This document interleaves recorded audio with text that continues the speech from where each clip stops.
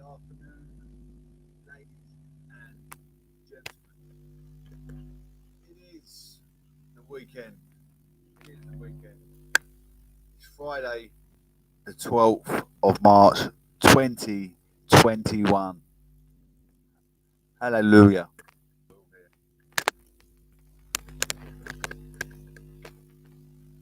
Sorry about that. It's the prodigious, the prominent professor. Obviously, we had the royal family malarkey, malarkey the other day. No, not today. No, I'm not. I'm not having no. Oh, you're not going live today. No royal family business in the media today. Thank goodness. I was getting a bit out of the extraordinary, to be honest with you. I don't know why they made a big man from out of that, to be honest with you. As you know, rundown this. Yeah, alarms, intruder alarm systems, PSS alarms.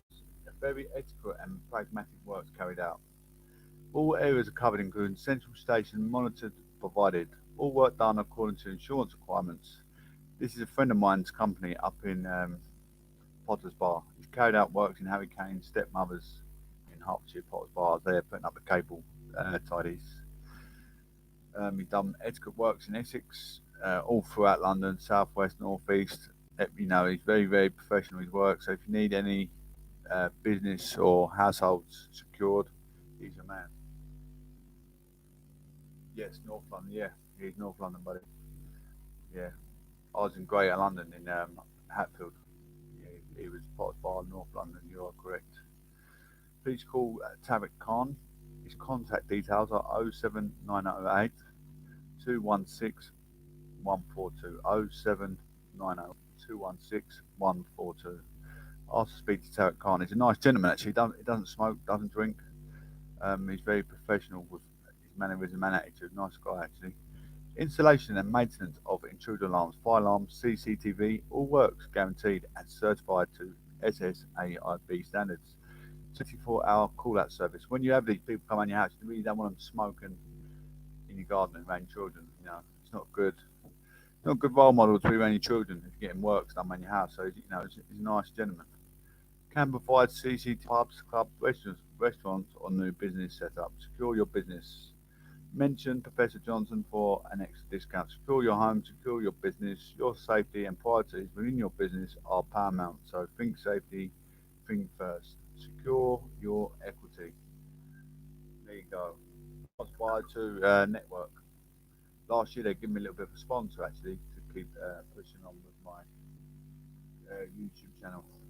As I get quite a lot of listeners now. I'm on this live TV. I've got 206 listeners come through on now. UK, well, media and politics. It's not just all about politics. It's not about, we're talking about provocations, men's rehabilitation. Well, not necessarily men, could be women. Criminology. Jess Phillips' society has just accepted a dead woman. Labour shadow domestic violence minister Jess Phillips has said society has just accepted dead woman as one of those things. I've sort of heard about this. I mean, how does society accept dead women as one of those things? It's not one of those things, absolutely not. The National Women's Day the other day. It's not dead women, it's just one of those things, not at all. She read out the names of 118 women and girls killed in UK this year, where a man has been charged or convicted as the primary perpetrator. In an International Women's Day debate, Ms. Phillips said there was currently no government research into the data. Ministers say they have prioritised support for victims during lockdown. Sarah Everard Vigil planned a woman's share concerns. Since briefing elected in 2015, Ms.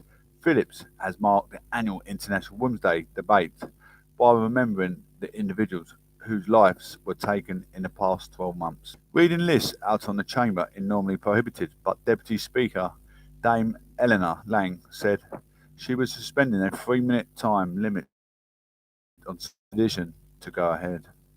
One of those things. The debate was dominated by tributes to 33-year-old Sarah Everard, who disappeared in South London on the 3rd of March. A Metropolitan Police officer is being questioned on suspicion of murder and kidnapped after human remains were found in a search for Miss Everard. MP said her death shone a spotlight once more on a scale of the violence against women. Speaking in the Commons chamber, Miss Phillips said, "In this place we count what we care about. We count the vaccines done, the number of people on benefits we rule or oppose based on the count, and we obsessively track the data. We love to count data on our own popularity, however, we don't currently count dead women." She said there was no government study done into data on victims of domestic abuse who are killed, die by suicide or die suddenly. Dead women is a thing we've just all accepted as part of our daily life, she added. Dead women is just one of those things. Very ironic how she's put across. Killed women are not vanishingly rare. Killed women are common. Listening to Miss Phillips read out the list of victims, the Labour MP Rosie Duffield said it was impossible not to overcome as those names echo around the chamber. She said, "Every year we bring issues. We prepare ourselves mentally as well as we can to list of horrific lists, but pandemic or not," she said, "women are tried having to preempt possible violence and risks as action." SNP Deputy Leader at Westminster, Kirsten Oswald, told how she feels walking alone in the dark. "I will not change my behaviour, but do feel scared sometimes," she said. "I cross the road. I have my keys in my hand. I think about where the streetlights are, where the dark alleys are.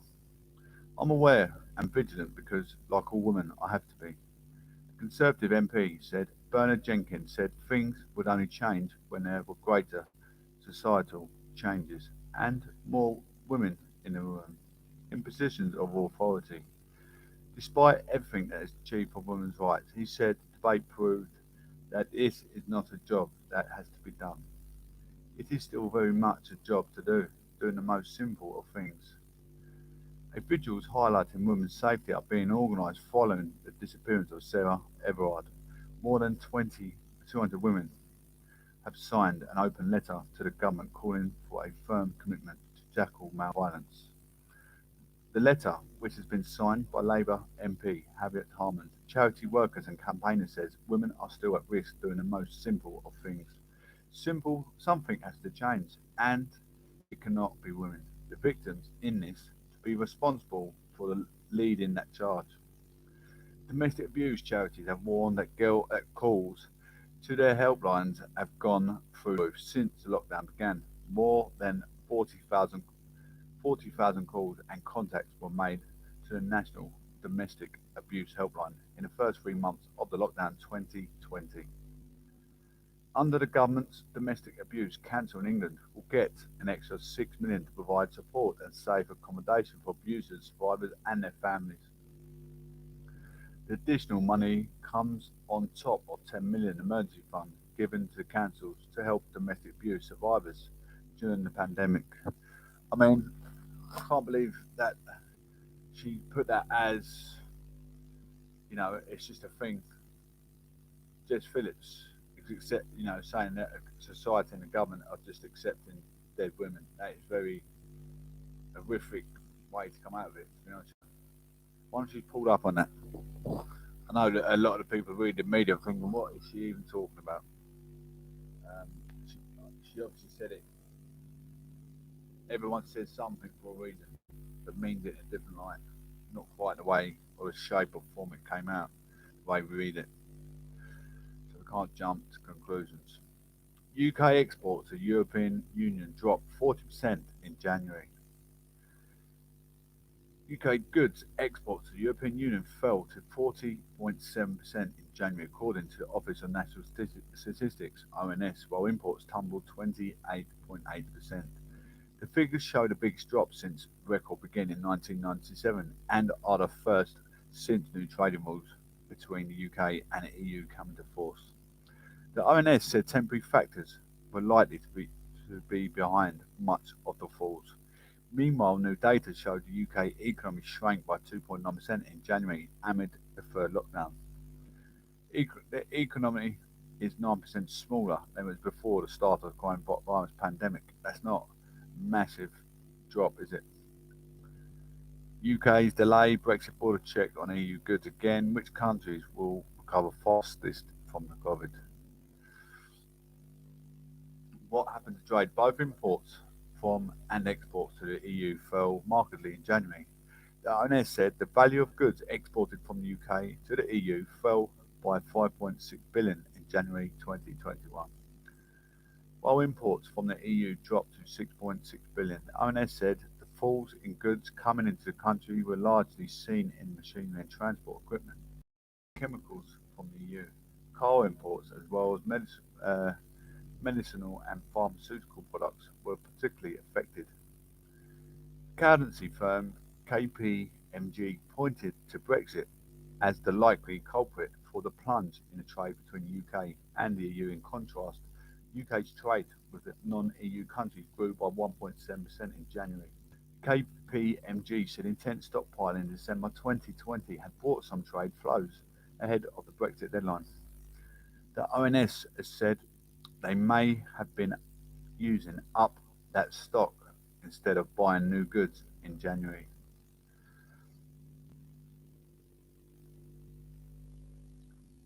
In addition, the end of the temporary trading agreement between the UK and the EU coincided with the discovery of the new strain of COVID-19 in the UK, which caused further implications and delays. After lorry drivers were required to take tests before crossing the border at the English Channel, UK economy shrank in January. Monthly GDP growth. Hello, Sugar. How you doing? I'll show you my artwork in a bit. I've got about an hour reading. Should we be worried with what's going to happen after the coronavirus? Is it going to be quick to go back with the economy? We had a public austerity, public influenza, pandemic influenza. The figures are the first since the Brexit transition period ended and show the steepest fall since comparable round records begin. However, the ONS said data showed that the things had begun to pick up. Firms were reporting that the trade was getting easier and trade levels started to recover towards the end of the month. The number of businesses saying they were unable to export between middle and the final week of January had fallen by 5.4%, it said, and those saying they could not import had dropped by 3%. The ONS said that the data for the period was erratic, while Goldman Sachs called it noisy, meaning there was a lot of going on, and it was too early to tell how much of the fall was a temporary blip. However, the head of economics at the British Chambers of Commerce, Suren Farouk, said the significant slump in the UK exports and goods to the EU, particularly compared to non-EU trade, provides an ominous indication of the damage being done to the post-Brexit trade with the EU by the current border disruption. The practical difficulties faced by businesses on the ground go well beyond just teething problems, and with the distribution to UK to the EU trade flows persistent, trade is likely to be a drag on the UK economic growth in the first quarter of 2021. Digging the flag. A government spokesperson said a unique combination of factors, including stockpiling last year, COVID lockdown across Europe, and business adjusting to our new trading relationship, made it inevitable that exports to the EU would be lower this January than last.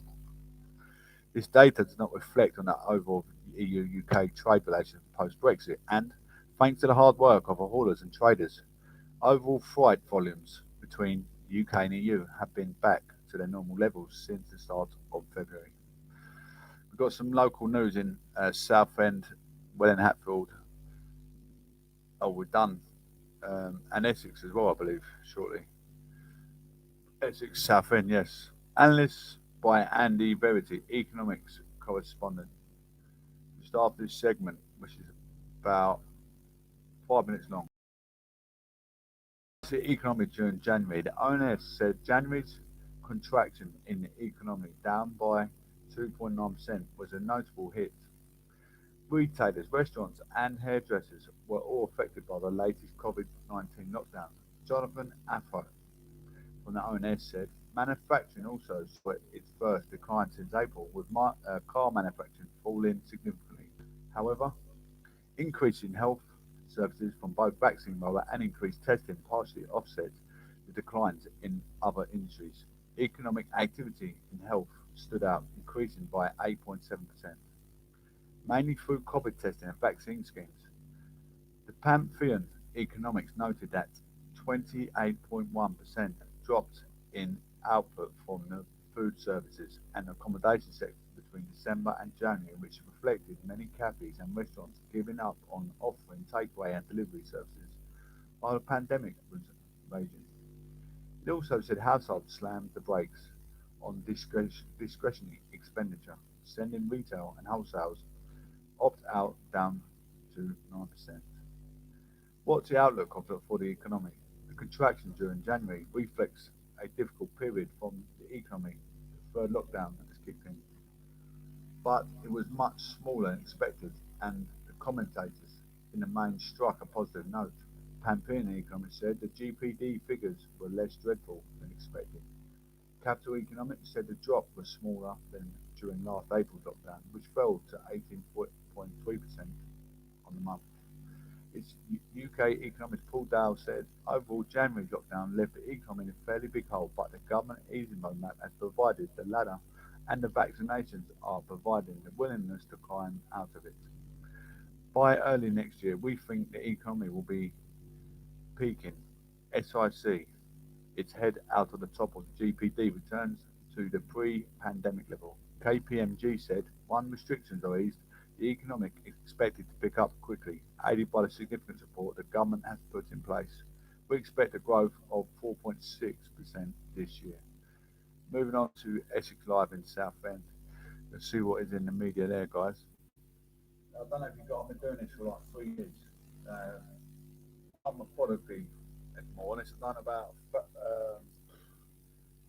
1,000 car spot podcasts on YouTube as well. This is what methodically I enjoy it. Mini Pierce Morgan. I like to have an evaluate the situation, give my own, critical minds and all that. I like to give my own point of perspective. Southend-on-Sea Adventure Island won't force employees to get the COVID jab. The amusement park have said that it won't force staff or guests to get vaccinated when open. Adventure Island will not force its employees to get the COVID jab, it has announced. The amusement park in Southend has blasted firms which are planning a no job, no good, no jab, no job policy and will not be enforced, meaning staff or guests wait on Tuesday, March the 2nd, to defend the policy. In an interview, James Miller appeared on Talk Radio last Tuesday, March the 2nd, defending the policy. In that interview, James Miller said, there has been several things that we noticed that haven't happened, that are not particularly content in the terms of the bullying nature on how people want to push the vaccine onto people. The pressure that it is taking place and invasion of privacy. Those sort of things are not compatible with the Adventure Island culture at all whatsoever. This is completely against everything we stand for. Regarding vaccination passports, Mr. Miller said, it's plainly wrong, it's completely wrong. This is not the country we are. This is in Southend, so a lot of people are passing away with the illness that's given off from some of the vaccination box. My mum and dad's had it, they seem to be okay. Obviously my dad's not great today, but he's got a lot of other underlying issues. Hope this ain't going to be, could be the worst of the underlying issues of this vaccination. Who knows? We don't know. We can't point fingers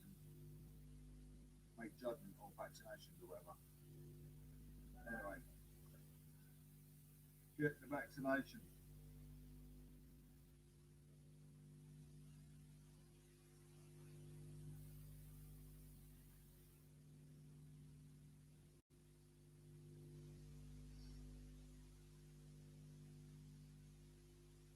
She's on a break, though, gents. I'm not going away.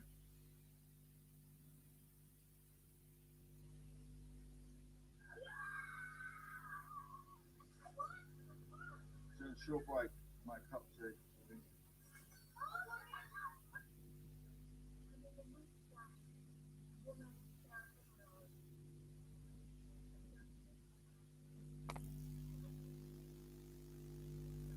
Woodland in Kent, I would argue that at the next opportunity for any bill that's appropriate, I might actually put in an amendment to create a curfew for men on the streets after 6 p.m, which I feel would make women a lot safer, and discrimination of all kinds would be lessened. But women, once convicted, their chances of successful appeal are extremely slim. Society's understanding of domestic abuse has come such a long way, even in the last few years, and yet a jury is forced to apply outdated ideas of self-defense, such as responding to a threat of imminent harm, which have no relation to the realities of domestic abuse. Now, the government has said that they are persuaded on the issue, will monitor the use of existing defences and review the need for any statutory change. I simply don't.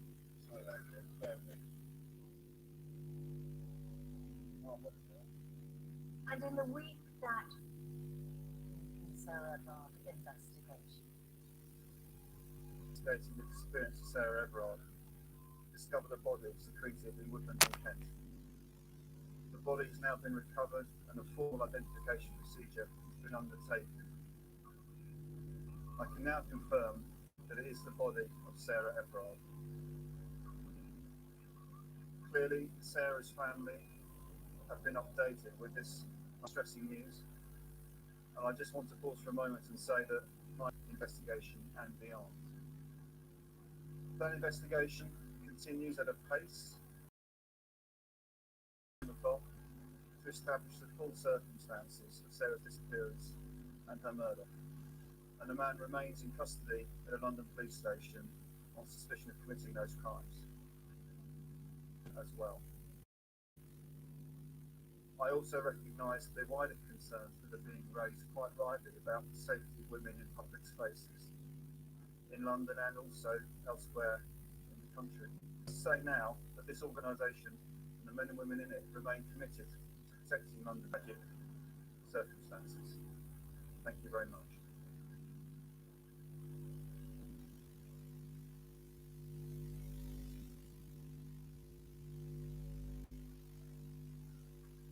Confirmation that from the Metropolitan Police that the body found in Woodland is, in fact, Sarah Everard, and investigation continues into her murder. Our Home Affairs correspondent, Mark White, is there for us at Scotland Yard. The news that no family ever wants to hear, Mark. Not unexpected, of course. The family had been prepared for the likelihood that this was indeed the body of Sarah Everard, but still the formal breaking of that news to them this morning, the police having recovered the remains of this young woman from Woodland at Ashford in Kent. Yesterday there was a formal identification procedure that has taken place, and the Metropolitan Police now, as the Assistant Commissioner said, in a position to confirm that those remains are of Sarah Everard. Now, the family, understandably, will be utterly devastated by that news. They are being assisted by family liaison officers from the Metropolitan Police as they come to terms with this news that's just been reported to them as well. Now, the Assistant Commissioner went on to acknowledge the sense of anger that there is out in the wider community, that he said that the Metropolitan Police shared his colleagues, men and women in this force, shared that sense of anger at what has unfolded here. He says that they are undiminished in their determination to continue to try to keep the people of London safe. And on that wider issue of about women feeling safe out in public spaces, he said that, as I say, the Metropolitan Police officers across the capital will continue to do all they can to keep the public safe. Of course, continues apace. That suspect, a serving Metropolitan Police officer, still in custody at Wandsworth Police Station, we understand, having been treated for a head injury yesterday and returned back into custody. The circumstances surrounding how that suspect received that head injury will now be the subject of an independent office of police complaints investigation. They are also looking into an allegation that was made against this officer 3 days before Sarah Everard disappeared. It was the 28th of February at a fast food restaurant in South London. Reports that this officer, or allegations that this officer had been involved in an indecent exposure incident. Well, that is being investigated in terms of the actions that were undertaken by two Metropolitan Police officers in responding to that call just exactly what became in furtherance of that investigation. So that will be investigated by the IOPC, as possibly will the way in which the Metropolitan Police responded initially more than a week ago now to the reports from Sarah Everard's family and friends that she had gone missing. All right, Mark, thank you. A lot of people don't know this, but the best way to make money with Amazon in 2021 is not by selling physical products on Amazon like everyone thinks. I know that might come as Sorry about that, Jen. Just going to get back to it. Going back to Welling Hatfield. To get back to Welling Hatfield. Grant Shapps' constituency, he is the Transport Secretary of Conservative. How has the pandemic affected youth clubs? I mean, if you've got children, you know, we're all suffering some formality of mental health. We haven't got as much to do with what they did have beforehand. Many youth groups are shut. Welling Hatfield is looking at the toll that has had young right now. That's why you see men congregating outside shops and in parks, which people don't like. But before the pandemic, the youth club offered an outlet for parents and children to explain what is going on now behind closed doors. It gives parents that release as well as children. They've missed a lot, but stay hopeful. We're coming, be patient. I'm not sure people are coping so much of it behind closed doors.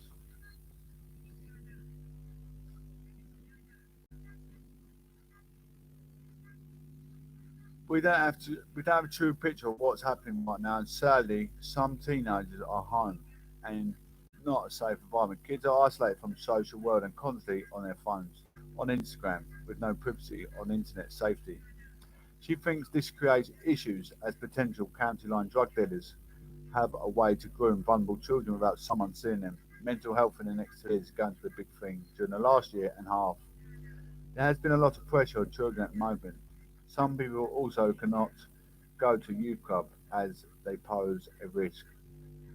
The youth volunteer who has spent 10 years working with young people explained they excluded kids with behavioural issues also have no outlet.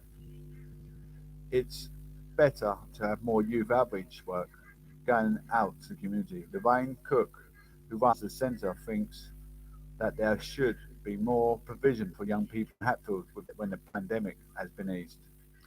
There is more and more buildings going up and nothing to do. When we get them at 8, then we know them and they see us in the town centre. All feel part of the community. St John's organises an open youth night where around 100 kids come in and have unstructured fun, as well as taking care of disabled adults. The community centre is always looking for volunteers, which has become a challenge in recent years.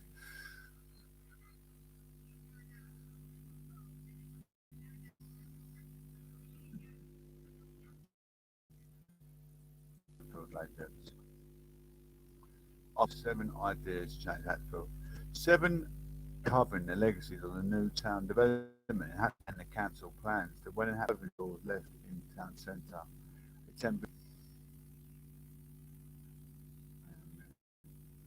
My mouse is going slow.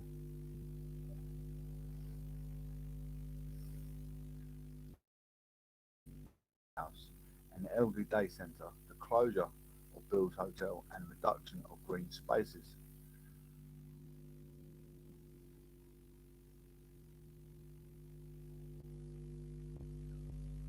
To tackle these issues, the Welland Hatfield as a company a snapshot of what has worked elsewhere, what residents said they would like to see, and what academics think could work in Hatfield. A sustainable local food system in Hatfield. A scenario encompassing food stores, food pop-ups, and street furniture to create a vibrant outdoor room focusing on food. Hatfield Town Centre High Street development. To credit for Susan Palm and Ben McCabe in 2016. Like many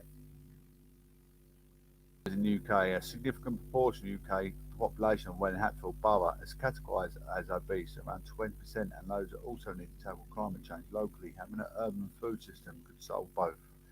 In a research project called Making Space for Food in Hatfield, several ideas are explored, including an edible landscaping system with apples and orange trees in the town centre in Old Hatfield, community gardens that can be social for projects for young people and elderly, a retrofitting spaces for food production.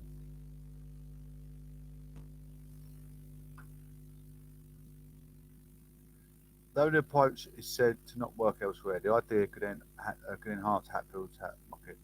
The traders in the town did express annoyance at Christmas when Hitchin had a German-style food and crafts market, which generated business to the north part of town. Hatfield Town Centre has reopened 4 weeks after lockdown. Better shops. Welland Hatfield readers have often made the case for more independent shops and better shops in general, but how can they be attracted to the town centre? Other places like Manchester have gone for pop-up shops, which have short-term leases and cheaper rents that allow retailers to figure out if a shop works locally and which do not cost as much to run. Free Wi-Fi as more people work remotely, a trend that has increased in the lockdown months. Many locals may wish to use the town centre as a coffee and work spot. Welland Hatfield's Big Summer 2020 took place throughout August, so better Wi-Fi could increase traffic towards our local cafes and restaurants. Hold a street pie. A local council organised a street pie for all local shops according to the Guardian in previous COVID-19. Council that created a website much like Hatfield Welland. Hatfield.wellandhat.gov.uk, which showcased various shops on offer locally.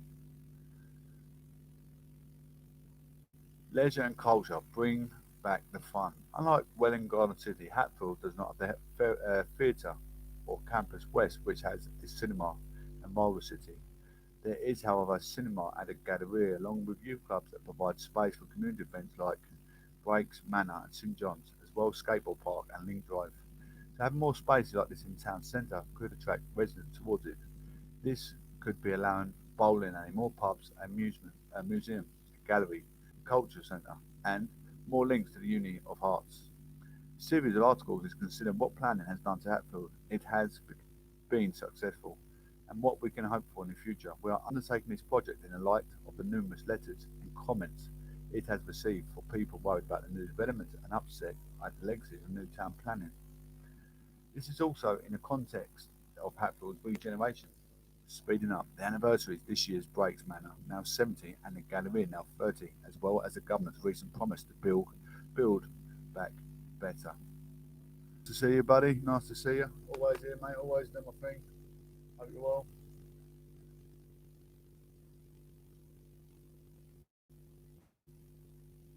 Just want to thank all my loyal listeners come through supporting the show. I'm gonna go quick.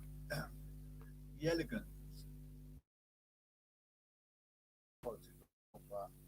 Say what the people that look at the media think, really. You've got to be careful how you alliterate towards her. But Priti Patel wins High Court challenge after Brexit legal action. The EUSS opened in March and gives EU citizens and their families based in the UK the right to remain after Brexit, despite the scheme being open for over 2 years.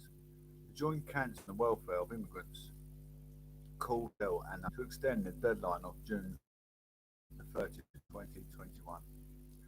Campaigners warned a failure to give EU citizens longer to apply risks those living in Britain becoming undocumented and liable to removal from the UK.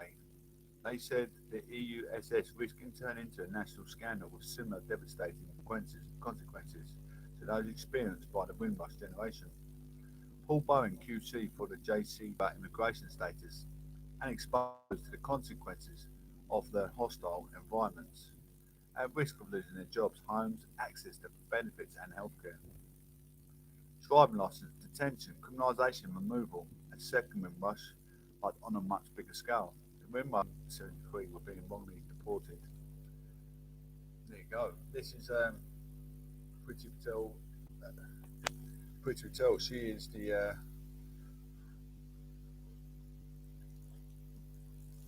lady that's the immigration control. Thousands of documents had legally arrived to work in the UK during the time period were destroyed by the Home Office. It meant some children of those who had travelled to Britain to take up jobs at the time were unable to prove they had legal right to UK citizenship and wrongly deported. The scandal took its time from the party. Yesterday, the court rejected the demand for a judicial review. The EUSS campaigners saying all application schemes required a deadline. The Home Office had argued, as well as nearly 5 million people having already been accepted for settled status, an informal grace period would be in place for those who do not make application by the end of June. Reacting to High Court's decision, Satbir Singh, the Chief Executive of the JCWI, said, "We are deeply disappointed at today's decision." There you go. There you have it, ladies and gents. I'm hot. It's a hot one. Liam Briggs. Last segment. Liam Briggs. Police and ambulance failures in restraint death. The way in which police officers restrained a firebot 2 contributed more than minimally to his death, an inquest jury has found. Liam Briggs died in November 2013 after being detained at Luton Police Station under Mental Health Act, having been held face down in the street. His primary cause of death was amphetamine intoxication with prime restraint and prolonged struggling. A jury found a number of serious police and ambulance failures. Officers were called to Marsh Road in Luton on 4th November due to concerns about the 39-year-old's erratic behaviour. Lorry driver was detained in a cell at about 25 past 2. He became unconscious and was pronounced dead at hospital at about 4:15. So, did he die to being restrained, or did he die to having an overdose of amphetamines? The inquest held in Milton Keynes, which told Acting Sergeant Lorraine Short and PC Geoff Bennett restrained Mr. Briggs shortly after he pushed past them in the shop. The officer said they wanted to do the best they could for Mr. Briggs while he was shouting, struggling and kicking out. But the lawyer for Mr. Briggs' family accused them of telling a pack of lies. Witnesses said they heard Mr. Briggs call out, "Please help me," while another described him as like a child crying out for a toy. Mr. Briggs was restrained face down on concrete for more than 30 minutes. The jury found the use of the force in a dangerous position more than minimally contributed to his death. Recorded a conclusion to his death was contributed to by neglect. It was found that inappropriate weight was used against him, though police officers did reasonably believe it was appropriate while he was suffering a psychotic episode and had taken amphetamines. The second cause of death was given as coronary heart disease. So taking amphetamines is gonna speed the heart. I mean, I don't want to fight their fat guy off because his family have lost their son. But drugs are for mugs. It's simple as that. In a statement after the inquest, his mother, Margaret Briggs, said, "Why did the police choose to treat my son, who was mixed race, as if his life had no value? They took away his human rights." She added she hoped those responsible will be brought to justice eventually. Before the inquest, East of England Ambulance Service (NHS) Trust EEAST paramedics who attended the call admitted to a failure to check his vital signs to take him to hospital in an ambulance for medical treatment. During the inquest, Lewis Andrews, clinical general manager, agreed the two paramedics who watched him being restrained did not even speak to Leon or offer medical advice to police. But emergency care assistant Sarah Freeman, who attended, agreed with Bedfordshire police lawyer John Beggs QC that officers were doing their best. They did not deliberately try to hurt him. Jury said Mr. had been experiencing psychotic disorder caused by an exceptionally high usage of amphetamines, resulting in erratic and irrational behaviour and his subsequent detention. Officers failed to recognise that he was in a state of a medical emergency and failed to monitor him, the police van and cell, which almost contributed to his death, the jury has said. Thank you to all little listeners. Now I'm going to call that the end of the Proclamation News and Gavin show. So, not a bad day today. It's not a bad day at all. So, please get out there, have a stretch, go for a nice walk in the park, enjoy yourselves. We soon be up for our COVID vaccination if you haven't already had it. To be honest, I know a few people had it, ain't the end of the world. So stay blessed, have a wonderful day, enjoy your weekend, make sure you get out and stretch them legs. And happy Mother's Day to the mothers out there. We had National Women's Day the other day. Happy Mother's Day. Take care. Thank you all for supporting me so much. I appreciate it. One love. Speak soon.